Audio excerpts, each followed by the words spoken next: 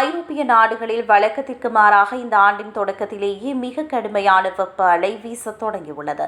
பொதுவாக ஜூலை அல்லது ஆகஸ்ட் மாதங்களில் பதிவாகும் உச்சக்கட்ட வெயில் தற்போது பல நாடுகளை வாட்டி வதைக்க தொடங்கியுள்ளது. குறிப்பாக ஸ்பெயின், போர்ச்சுகல், பிரான்ஸ் மற்றும் பிரித்தானியா ஆகிய நாடுகள் இதனால் கடுமையாக பாதிக்கப்பட்டுள்ளன. ஸ்பெயின் நாட்டின் செவில்லி உள்ளிட்ட பகுதிகளில் வெப்பநிலை 40 பாகை செல்சியஸை நெருங்கியுள்ளது.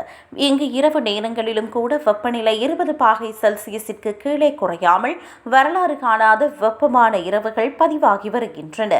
அதேபோல பிரான்சிலும் இந்த வார இறுதியில் வெப்பநிலை 35 டிகிரி செல்சியஸ் வரை உயரக்கூடும் என்று எச்சரிக்கப்பட்டுள்ளது.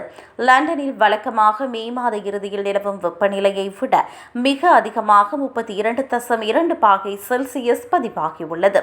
இங்கு இதற்கு முன் பதிவான மே மாத வெப்ப சாதனையான 32.8 பாகை செல்சியஸ் இந்த முறை முறியடிக்கப்படலாம் என வானிலை ஆய்வாளர்கள் கணித்துள்ளனர்.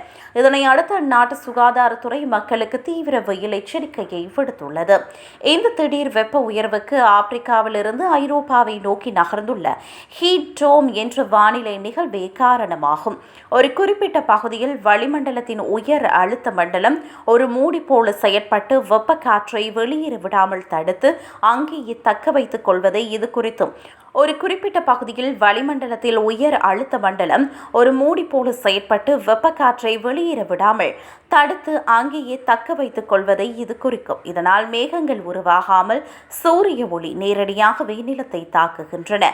இந்த கடுமையான வெப்பம் காரணமாக முதியவர்கள், குழந்தைகள் மற்றும் ஏற்கனவே உடல்நல குறைபாடுள்ளவர்கள் பெரிதும் பாதிக்கப்படலாம் என்று எச்சரிக்கை விடுக்கப்பட்டுள்ளது.